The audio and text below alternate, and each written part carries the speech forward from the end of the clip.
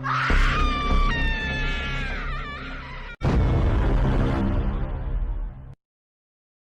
जंगल के पास छोटा सा गांव था जहां जुगनू अपनी पत्नी चंपा के साथ रहता था।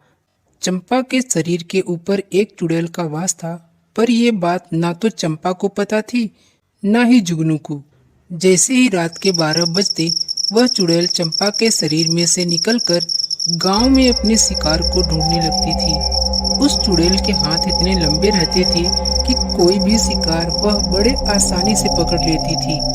एक दिन की बात है, जैसे ही घड़ी में रात के 12 बजते हैं वह चुड़ैल चंपा के शरीर में से निकलकर गांव में अपने शिकार को ढूंढने लगती है। गांव में काफी देर तक शिकार ढूंढने पर भी उसे कोई भी शिकार नहीं मिलता। वह शिकार की तलाश में गांव से बाहर चली जाती है। बारिश का मौसम था। उसी रात कालू अपने खेत की रखवाली करने के लिए खेत में गया हुआ था। अरे बाप रे, अब तो बहुत रात हो चुकी। लगता है आज मुझे खेत में ही सोना पड़ेगा। सुबह होते ही अपने घर चला जाऊंगा। कालू खेत में ही सो जाता है। थोड़ी ही देर में बिजली कड़कने की आवाज आने लगती है और जोरों से बारिश होने लगती है। तभी कालू कहता है, अरे ये क्या हो गया? इतना पानी, अचानक ही इतनी जोर से बारिश होने लगी। अब क्या करूं? इतनी रात को कहां जाऊं? उधर कालू को लंबे हाथ वाली चुड़ैल दूर से ही देख लेती है। मिल गया मुझे शिकार, और तो इसी से ही काम चलाना पड़ेगा। तभी कालू की नजर उस चुड़ैल पे पड़ती है। अरे ये चुड़ैल कहां से आ गई? अरे अब क्या करूं? एक तो इतनी जोर से बारिश, ऊपर से ये लंबे हाथ वाली चुड़ैल। अब क्या करूं? कालू बारिश में लंबे हाथ वाली चुड़ैल से बचने के लिए खेत में बने झोपड़े में छिप जाता है, लेकिन वह चुड़ैल अपने लंबे हाथ करके कालू को झोपड़े में से निकाल लेती है और उसकी गर्दन पकड़ लेती है। अरे कोई तो बचाओ! अरे गांव वालों कहाँ चले गए हो? मुझे इस चुड़ैल ने पकड़ लिया है। अरे कोई तो मेरी आवाज सुनो! अरे मुझे बचाओ, नहीं तो यह चुड़ैल मुझे मार डालेगी। पर बारिश की आवाज इतनी तेज थी कि कालू की आवाज गांव तक सुनाई नहीं पड़ रही थी। फिर वह चुड़ैल उसे मारकर उसके दोनों हाथों को खा जाती है और गांव वापस आकर चंपा के शरीर में घुस जाती है। सुबह होते ही पूरे गांव में कालू के चर्चे होने लगते हैं। अरे भैया, हमका तो लागत है ई काम कोनो शैतान का है। देखो तो जरा कितनी बेरहमी से दोनों हाथों को खा गया है। ई कलुआ को जरूरत का थी इतनी रात को खेत की रखवाली करने आने की। बेचारा अपनी जान से हाथ धो बैठा। तभी जुगनू अपनी पत्नी चंपा से कहता है, अरे वो भगवान, अब उठ भी जा। देख रही है पूरे गांव में चर्चे हो रहे हैं। वो कालू भैया को पता नहीं कौन जानवर मारकर खा गया। ससुरा हमारी भी किस्मत देखो, जिसकी पत्नी दिन रात सोती रहती है। तुम तो हमारे सोने के पीछे ही पड़े रहते हो।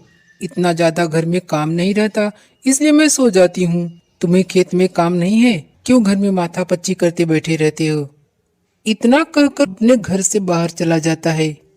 अगले दिन जैसे ही रात के 12 बजे हैं, वह चुड़ैल चंपा के शरीर में से वापस से निकलकर गांव में घूमने लगती है। बारिश का मौसम था, इसलिए सभी गांव वाले जल्दी खाना खाकर अपने अपने घरों में सो जाते हैं। लेकिन शीला का पति शहर से गांव आने वाला था, इसलिए वह अपने पति के इंतजार में घर के बाहर ही सो जाती है। चुड़ैल अपना शिकार ढूंढते ढूंढते शीला के पास पहुंच जाती है। मिल गया मुझे शिकार, अब इसे मारकर इसके दोनों हाथों को खा जाऊंगी। फिर मेरे हाथ और भी लंबे हो जाएंगे। फिर मुझे शिकार ढूंढने के लिए जंगल से गांव नहीं आना पड़ेगा। मैं जंगल में बैठे बैठे अपने हाथ लंबे करूंगी और शिकार मेरे पास होगा। वह चुड़ैल सोते हुए शीला को मारकर उसके दोनों हाथों को खा जाती है। तभी वहां पर शीला का पति पहुंच जाता है और चुड़ैल को देखकर जोर जोर से चिल्लाने लगता है। उसके चिल्लाने की आवाज सुनकर सभी गांव वाले अपने अपने घर में से बाहर निकल आते हैं। इतने सारे गांव वालों को देखकर चुड़ैल भागकर जुगनू के घर में चली जाती है और वापस से चंपा के शरीर में घुस जाती है। सभी गांव वाले चुड़ैल का पीछा करते जुगनू के घर पहुंच जाते हैं। जुगनू भैया, घर से बाहर निकलो।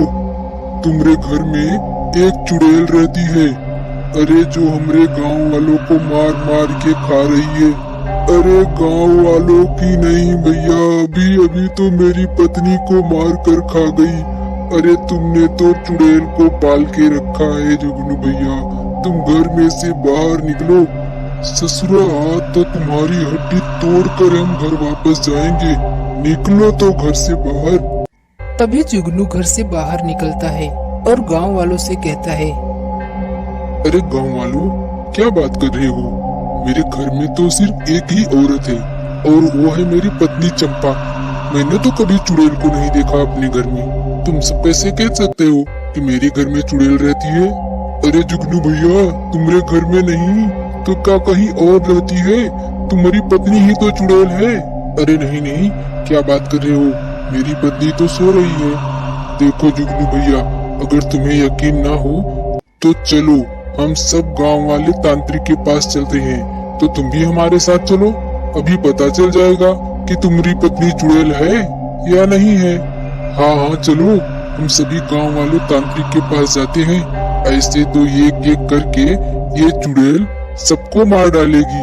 हमें तांत्रिक के पास जाना ही होगा। सभी गांव वाले मिलकर तांत्रिक के पास जाते हैं और तांत्रिक से सारी बातें बताते हैं। तभी तांत्रिक कहता है, हाँ ये बात सही है कि जुगनू की पत्नी के ऊपर एक लंबे हाथ वाली चुड़ैल का साया है जो रात भर पूरे गांव में घूमती है। लेकिन वह चुड़ैल बहुत खतरनाक है।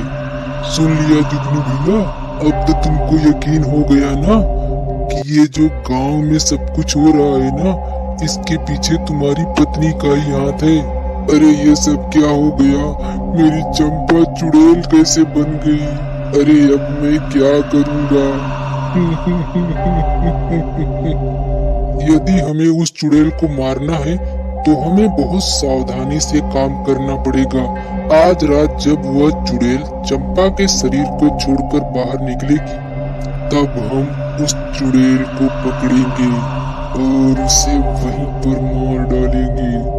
सभी गांव वाले तांत्रिक की बात सुनकर अपने अपने घर वापस आ जाते हैं और रात होने का इंतजार करते हैं।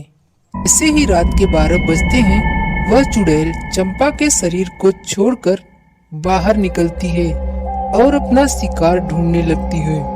बस बस एक और शिकार, इसके बाद मेरे हाथ हमेशा हमेशा के लिए लंबे हो जाएंगे। आज किसको पकड़ूं? किसको? चलो गांव में घूमती हूँ, कोई न कोई तो मिल ही जाएगा।